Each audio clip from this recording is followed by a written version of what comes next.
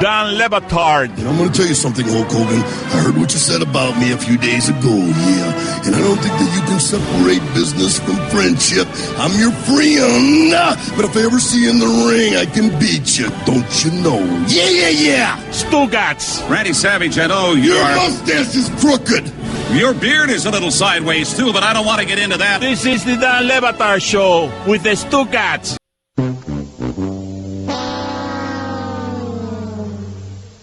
Are you going to tell any good jokes? Any? I might. I'm saving them for the third hour. You are on that heat streak pales in comparison to what you are unleashing, the show killing that you are doing to our show right now. There is no, I can't, this is bigger than, you are approaching DiMaggio's streak for unfunny. Mm-hmm. Where my T-shirt at? My show killer T-shirt. Wants a T-shirt. I mean, we're 22 minutes in, figure commercials, an update there, maybe, 16, 17 minutes of content. You have been hit with that sound now 4 times. No, 5. Oh, 5, excuse me, 5 times. 5, wow. And I feel like they're lenient with that sound. Like, you have just been 5. I mean, you are at your unfunny best today. What is that sound? I would love it if a musical expert was in here. I think that might be a bassoon. Is that, I'm not making a joke, is that a bassoon? Yeah, I think that it is a bassoon. I believe it is. Mm-hmm. I'm a bassoon expert. I wish we had a musical expert along with an animal expert. It's just the Price is Right losing horn. Yeah, but instruments play that music. We agree that it could be a bassoon, that you don't know, I don't know, Greg doesn't know. It could be a bassoon. Well, I suppose it could be, but I think it's just a trumpet, isn't it? No. Not at all. A trumpet and a tuba? We got any musical experts out there? Well, text us the bassoon. Let's agree on this. It's closer to a tuba than it is to a trumpet. Yes. Definitely. And a bassoon is a big-ass instrument. Yeah, bassoon is a big-ass instrument. He is right about that. Mike, do you have anything for us on this? I don't know the instruments that are playing that game show sound. The bassoon is like a really big, oversized, like recorder or flute. That's what it is. Zagak. What's that? I forgot I wasn't home for a minute. Zagak? Yeah, in my own home, instead of saying exactly, I say Zagaki in homage to Joe Zagacki, the announcer. I like and that. It just sort of slipped out. I like that. So you said Zagak. Right. An right abbreviation now, with no explanation. We're supposed to know what you're doing there. I'm sorry. We're supposed to know. Well, the good news is he's so comfortable, Dan. He feels like he's at home. Right. I think that's the good news. Zagacki.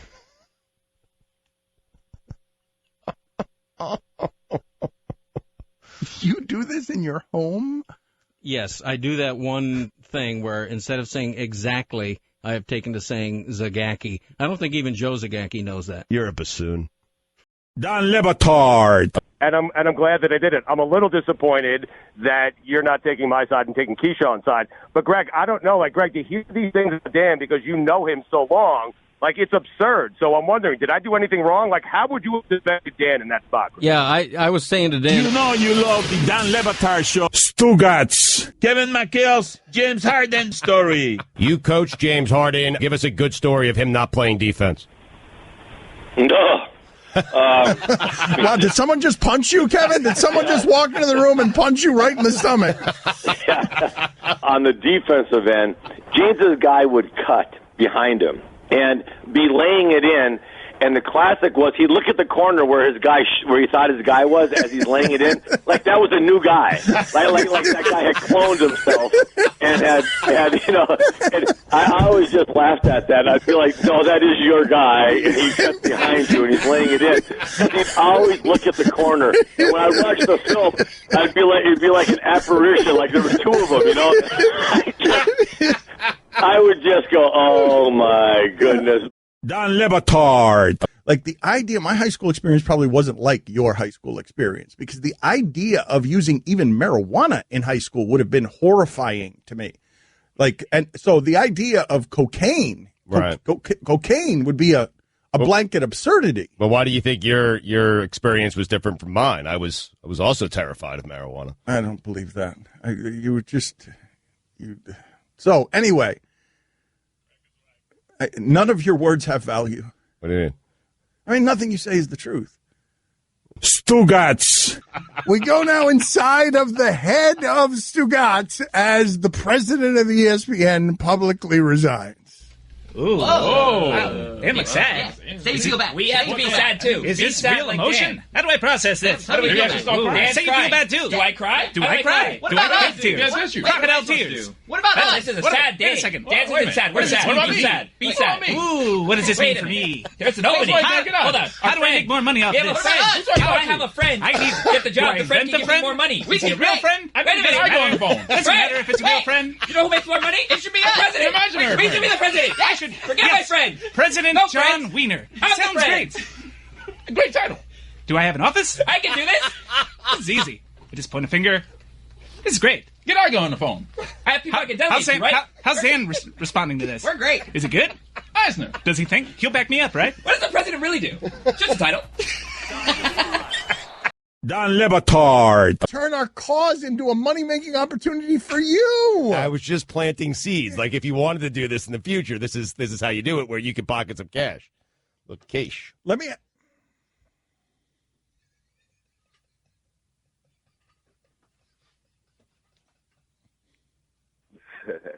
I can't look at you.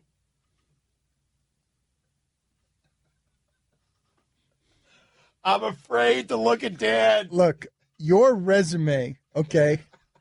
Your resume Yes. of unrelenting jackassery doesn't have anything on it more impressive than right now you turning cash into quiche for no reason. there is no reason that I can tell that you just did that. I don't know why you did that. We're doing a radio show. It's on a lot of radio stations. It's more powerful than it's ever been. I don't know why you thought it would be a good idea to say cash as quiche. Explain to me how your mind works. I feel like when you're doing that kind of scam, you gotta say quiche. That's the way you gotta say it. When in Rome, Dad. Stugotz. I'm trying to think of, do you have a great story here? I know I boycotted a cigar shop that was like right near my house for 2 years because one day they wouldn't allow me.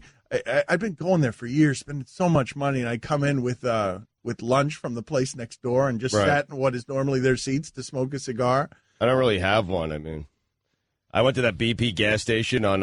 Was I finished with my story? I didn't think that you were, but I had a more entertaining one. Okay, all right, let's go. No, finish yours. I'm sorry. No, please. But I went to this BP gas station. Were you just waiting for me to stop talking? Were you listening to anything It was I was saying? It was a long pause, and I don't know. It was not a long pause. It felt like a really long pause. He must have just read it. I don't know. I was just trying to get my BP gas station, because you asked me, and you needed me to fill some time, and I was going to fill some time for you. I asked you, and you didn't seem to have anything, so then I went right into my story. Okay, well, let's finish the story first, and then we'll go with mine. But you weren't listening, right? There's no question about it. Texter writes in, there is no other word that can describe Stugotz's behavior. Just no other word other than stampeding right over Dan's story.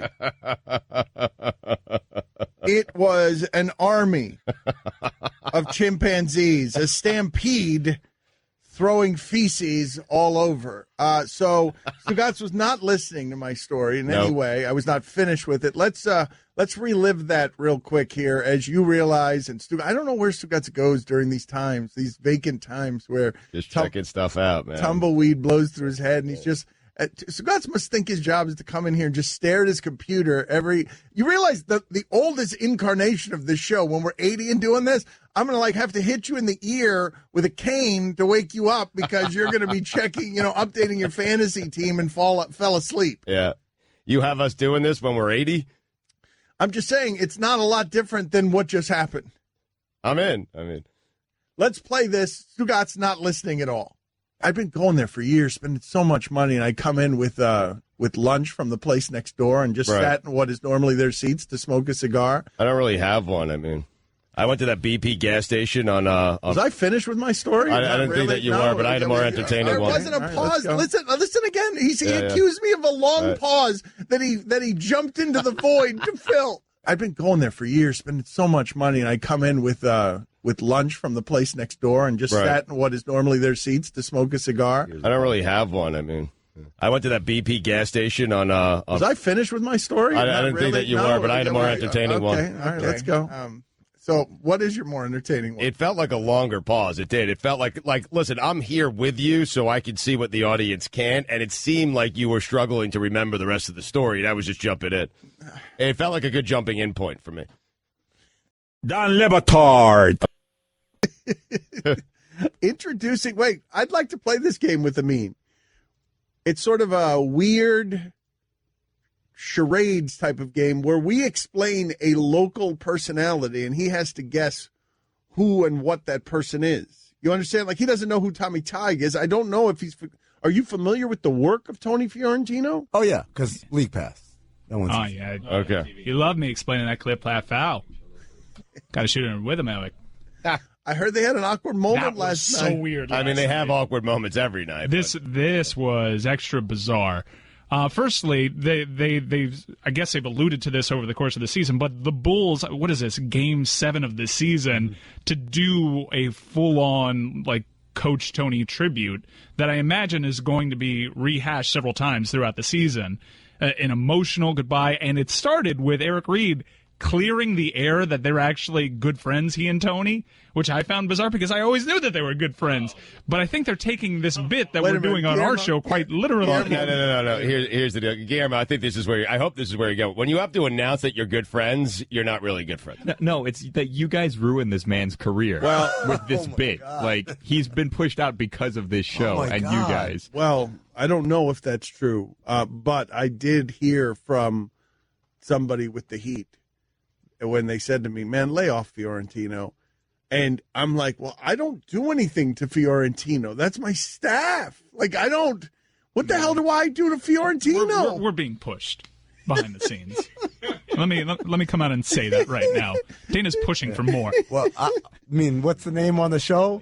Is it the shipping container show? Yes, it's the Chris Cody show. It's the frightened shipping container filled with frightened refugees show. But we need to lay off. They actually laid him off. I mean, not true. Come on. No, he's going to be doing what he does best, which is coaching. Yes. Because after all, he is a coach. He's going to be coaching the Junior Heat, and that actually sounds like a really cool initiative. That is very cool. He was doing that while broadcasting, though, wasn't he? He was also this is a larger format. He was running their basketball camps, and now this is going to be a year-long thing. I'm trying to spin this, guys. All right, well, I want to be able to sleep at night. Why spin it? Wait a minute. You guys are horrible human beings. What do you mean?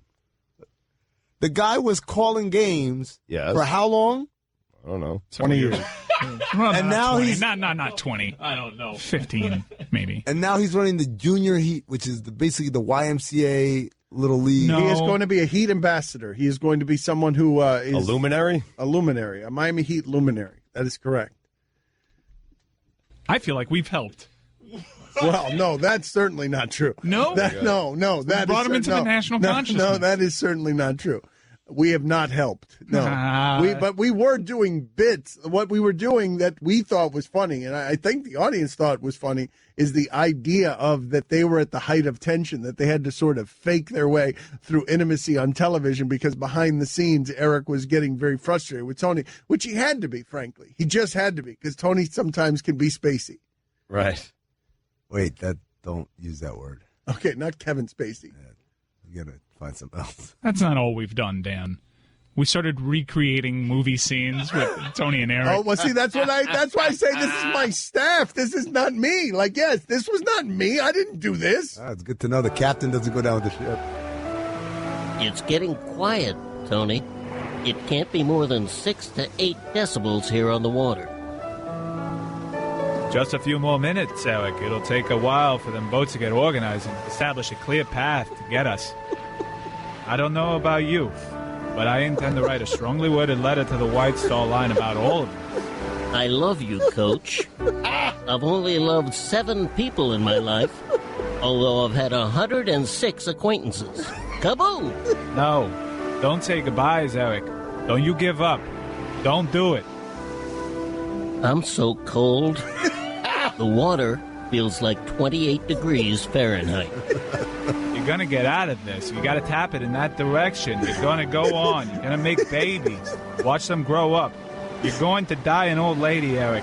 Warm in a bed. Not here. Not on this night. Do you understand me, Eric? I can't feel my body, Tony. I'm colder than DeMar DeRozan. Eric, listen to me. Listen. Winning that ticket was the best thing that ever happened to me since I was over at Mount Vernon. You must do me this honor, Eric. Promise me you'll survive. That you will never give up. No matter what happens. No matter how hopeless. Promise me now. And never let go of that promise, Eric. I promise, Tony. Although, statistically, an estimated 43% of all promises are broken. Never let go, Eric. I promise I will never let go, Beautiful. Coach. I'll never let go until which time my fingers become so numb that the choice no longer is mine. Near, far, wherever you are. I forgot about that. I believe that the heart It's beautiful, Allison. Beautiful. does go on. Beautiful. Allison, thank you for contributing to that. More you open the door, and my heart mortified. will go on and on. All of those people on the Titanic had a better experience than Allison just did listening to herself singing. Too soon? Stugotz. And LaMarcus Aldridge. Awful. I mean, No, he's an embarrassment, man. I'm telling you, Greg Popovich is going to get rid of that guy in the offseason. He was an embarrassment last night. He is so out of shape. There are so many times where the Rockets were playing 5-on-4 on offense because LaMarcus Aldridge was walking back on defense. He's bad. He's not a good player. I don't know what happened to him because when he was in Portland, he was fantastic. He is not good, Dan. He cost them the game last night. Although they won the game. But had they lost, I'm telling you, it would have been on LaMarcus Aldridge. And the only reason it's not is because they won the game. Otherwise, San Antonio would be crushing it today. And I'm still going to crush them even though they won. They won despite LaMarcus Aldridge. That's what I meant to say. They won despite LaMarcus Aldridge. You're listening to the Sweaty Dan LeBatard Show on ESPN Radio.